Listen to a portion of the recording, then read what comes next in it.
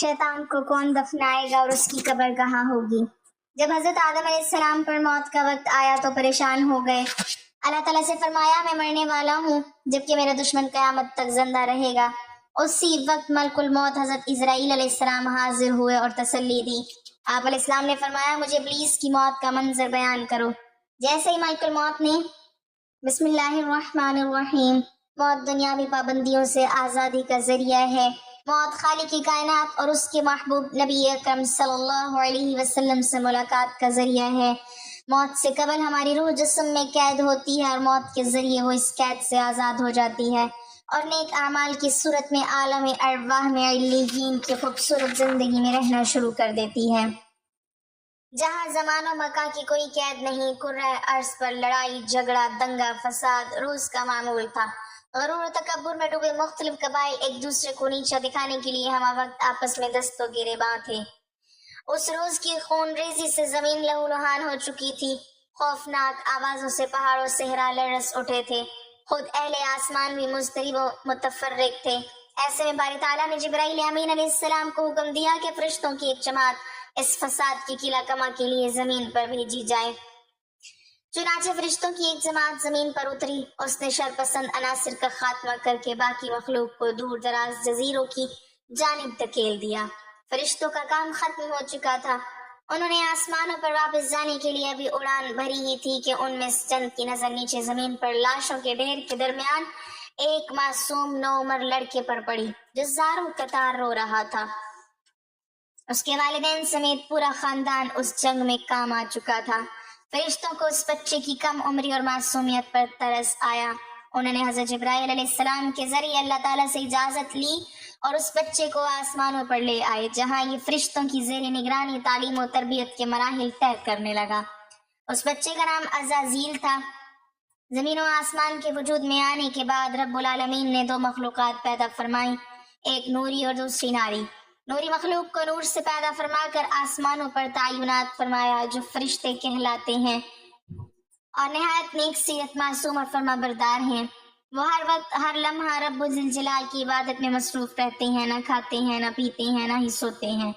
उनमें कोई मुज़क्किर मुअन्नस नहीं और ना ही उनकी अफजाइश नस्ल होती है। जबकि दूसरी मखलूक जो नारी कहलाती है उसे भड़कती हुई आग के शौलों से पैदा फरमाया। इस मखलूक को जमीन पर मुकर्रर किया गया, वो जन्नात कहलाते हैं। उनकी अक्सरियत में शर का मादा बहुत ज्यादा होता है। इसमें मुअन्नस और मुज़क्कर भी होते हैं। लड़ाई झगड़ा दंगा फसाद उनका पसंदीदा मशगला है। वो शादियां करते हैं और उनकी नस्ल भी खूब बढ़ती है। अज़ाज़ील अपना तमाम तर वक्त तस्बीह तहमीद और इबादत इलाही में गुजारता था। इसके साथ ही उसे हर इल्म के सीखने और जानने का शौक भी था। चुनाचे बहुत जल्द उसने फरिश्तों में अपना एक मकाम बना लिया और आसमानों पर फरिश्तों का सरदार मुकर्रर फरमा दिया गया। अहले आसमान उसे माल्लुमुल मलाकूत के नाम से याद करने लगे। अल्लाह ताला ने उसे 4 परों से नवाजा था और गुजरते वक्त के साथ साथ उसके दराजात में इजाफा होता जा रहा था। फरिश्तों में ये एहसास पैदा हो चला था कि शायद अल्लाह ताला उससे कोई बड़ा या मुनफरिद काम लेने वाला है। इस बात का कुछ अंदाजा अज़ाज़ील को भी हो चुका था। शायद यही वो एहसासात थे कि जब उसके दिल के किसी गोशे में एहसास से बरतरी के बीच में से तकब्बुर की एक नन्ही सी कौम पर फूटी, जो वक्त के साथ साथ परवान चढ़ती रही और वो फरिश्तों मलाइका में मगरूर मशहूर हो गया। लेकिन उसे इस बात की कतई परवाह नहीं थी कि अहले आसमान उसके बारे में क्या राय रखते हैं। वो तो अपने रब की ज्यादा से ज्यादा कुर्बत हासिल करने की जुस्तजू में मसरूफ रहता। हमारा ईमान है कि अल्लाह ताला का कोई भी काम और हुक्म हिकमत से खाली नहीं। ये वो वक्त था कि जब अज़ाज़ील अल्लाह के मकरब फरिश्तों में अपना मकाम बना चुका था। और फिर वो मुबारक दिन भी आ गया जब रब्बे जुल जलाल ने फरिश्तों को मुखातिब करके फरमाया, मैं जमीन पर अपना नायब बनाने वाला हूँ।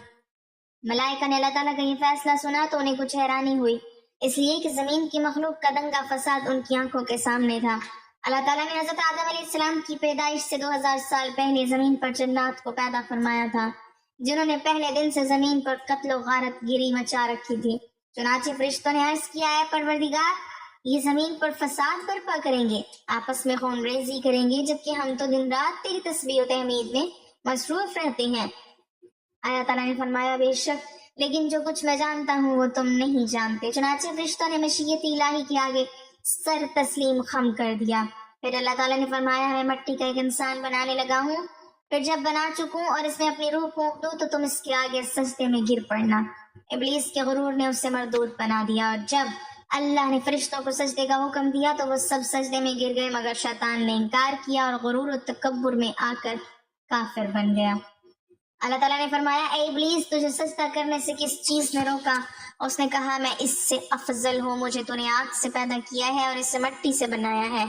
اللہ نے فرمایا، تو بہشت سے نکل جا، تجھے شایان نہیں کہ یہاں غرور کرے، پس نکل جا، تو مردود ہو گیا۔ اس نے کہا، مجھے روز محشر تک کی مہلت دے دے۔ اللہ نے فرمایا، جا، تجھے مہلت دی جاتی ہے۔ پھر شیطان نے کہا کہ مجھے تو نے ملعون کیا ہی ہے، مگر میں بھی تیرے سیدھے راستے پر چلنے والوں کو بہکاؤں گا، ان کے آگے سے اور پیچھے سے، دائیں اور بائیں سے، غرض ہر طرف سے آؤں گا، اور تو ان میں سے اکثر کو شکر گزار نہیں پائے گا۔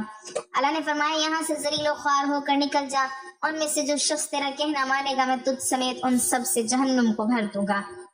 بارگاہ خداوندی سے دھتکارے جانے کے بعد شیطان عزازیل سے ابلیس بن گیا۔ اس کے غرور و تکبر اور رعونت کی بنا پر اس کی ہزاروں سالوں کی تسبیح و تقدیس اور عبادت و اطاعت اس کے منہ پر مار کر اسے عرش سے فرش پر پٹخ دیا گیا۔ ناظرین، قرآن کریم میں اللہ تبارک و تعالیٰ فرماتے ہیں کہ ہر نفس کو موت کا ذائقہ چکھنا ہے، یعنی کائنات کی ہر جاندار کے لیے اللہ پاک نے موت کا وقت اور جگہ متعین کر رکھی ہے۔ اس سے کسی کو چھٹکارا نہ ملے گا اور نہ ہی کوئی اس سے بھاگ سکے گا، اس لیے ابلیس شیطان کو بھی ایک دن موت آئے گی۔ ناظرین، جب شیطان مردود کو اللہ تبارک و تعالیٰ نے جنت سے نکال دیا تو اس نے اللہ تبارک و تعالیٰ سے قیامت تک کے لیے مہلت مانگی کہ قیامت سے پہلے مجھے موت نہ آئے، لیکن اللہ پاک نے اسے وقت مقرر تک، یعنی ایک خاص وقت تک مہلت دی، جسے قرآن کریم کی سورۃ الحجر میں یوں بیان فرمایا گیا ہے۔ اس نے کہا، اے پروردگار، لوگوں کے زندہ کیے جانے تک مجھے مہلت دے۔ اللہ تبارک و تعالیٰ نے ارشاد فرمایا، تجھے مہلت دی جاتی ہے وقت معلوم تک کے لیے۔ ناظرین گرامی، وقت معلوم کو مفسرین نے اس وقت تک کے لیے لکھا ہے جب حضرت اسرافیل علیہ السلام پہلی دفعہ سور پھونکیں گے۔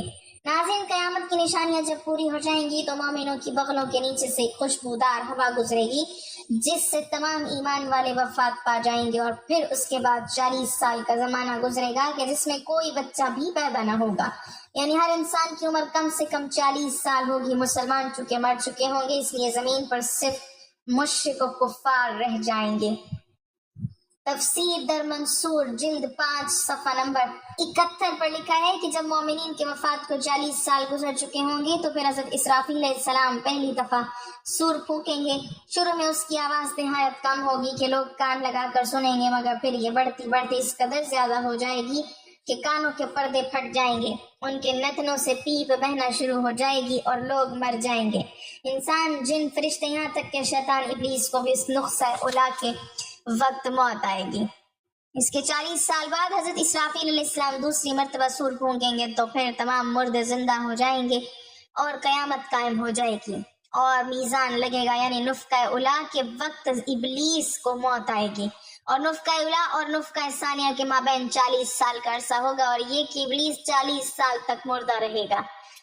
ناظرین، آئیے آپ اس بات پر روشنی ڈالتے ہیں کہ ابلیس کو موت کیسے آئے گی اور وہ یہ 40 سال مردہ حالت میں کہاں گزارے گا۔ اس سلسلے میں حضرت کعب احبار رضی اللہ تعالی عنہ کی مشہور روایت پیش کرتے ہیں۔ حضرت کعب بن احبار رضی اللہ تعالی عنہ ارشاد فرماتے ہیں کہ جب اول بشر یعنی حضرت آدم علیہ السلام کی وفات کا وقت آیا تو وہ پریشان ہو گئے اور اللہ تبارک و تعالی سے عرض گزار ہوئے، اے اللہ، میری موت سے میرا ازلی دشمن خوش ہوگا کیونکہ میں مرنے والا ہوں اور وہ قیامت تک کے لیے زندہ رہے گا۔ اسی وقت ملک الموت حضرت آدم علیہ السلام کی خدمت میں حاضر ہوئے اور فرمایا، اے ابو آدم، آپ علیہ السلام وفات کے بعد جنت میں رہیں گے جبکہ ابلیس قیامت تک دنیا میں رہے گا۔ پھر قیامت سے 40 سال پہلے اس کو ایسی موت آئے گی کہ وہ پوری دنیا کے انسانوں جتنی موت کی تکلیف برداشت کرے گا اور پھر جہنم ہی اس کا ٹھکانہ ہوگا۔ حضرت کعب رضی اللہ تعالیٰ عنہ مزید ارشاد فرماتے ہیں کہ حضرت آدم علیہ السلام نے ملک الموت سے فرمایا کہ مجھے ابلیس کی موت کا منظر بیان کرو۔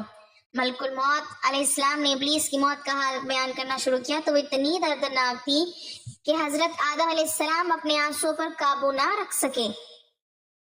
لوگ حضرت کعب احبار رضی اللہ تعالیٰ عنہ سے عرض کرنے لگے، ہمیں بھی ابلیس کی موت کا کچھ منظر بیان کریں۔ لوگوں کی بیجا فرمائش پر حضرت کعب رضی اللہ تعالیٰ عنہ نے ابلیس کی موت کا منظر یوں بیان فرمایا، اللہ تبارک و تعالیٰ ملک الموت سے فرمائے گا، میرے غضب اور غصے کا لباس پہن کر جاؤ، ابلیس کی روح قبض کرو اور ابلیس سے تمام انسانوں اور جنوں سے زیادہ سختی کرنا۔ جب ملک الموت علیہ السلام غضب و غصے سے بھر کر موت کے فرشتے کے ساتھ ابلیس کی روح کو قبض کرنے آئیں گے تو جو بھی آسمان اور زمین میں ہے ان کو دیکھ لے گا اور فوراً ہی مر جائے گا۔ جب ملک الموت علیہ السلام ابلیس کے پاس پہنچیں گے تو وہ دھاڑے مار مار کر روئے گا۔ پھر شیطان کو موت کی تکلیف دی جائے گی جو کہ ساری مخلوق کی تکلیف سے بھی زیادہ ہوگی۔ ابلیس گھبرا کر مشرق کی جانب بھاگے گا تو کبھی مغرب کی جانب، لیکن ہر طرف اپنے سامنے ملک الموت علیہ السلام کو پائے گا۔ سمندر میں چھپنے جائے گا تو سمندر اسے جگہ نہ دے گا۔ آسمان کی طرف بھاگے گا تو وہاں مقرر فرشتے اس کو آگ کے کوڑے ماریں گے۔ حضرت آدم علیہ السلام کی قبر کے پاس کھڑا ہو کر کہے گا، اے آدم تمہاری وجہ سے میں ملعون و مردود بنا، کاش کہ تم پیدا ہی نہ ہوئے ہوتے۔ پھر ملک الموت علیہ السلام سے کہے گا، کتنی سختی اور تکلیف کے ساتھ میری جان نکالو گے؟ ملک الموت علیہ السلام فرمائیں گے، جتنے لوگ جہنم میں ہیں ان سب کی موت سے کہیں زیادہ تکلیف اور سختی کے ساتھ۔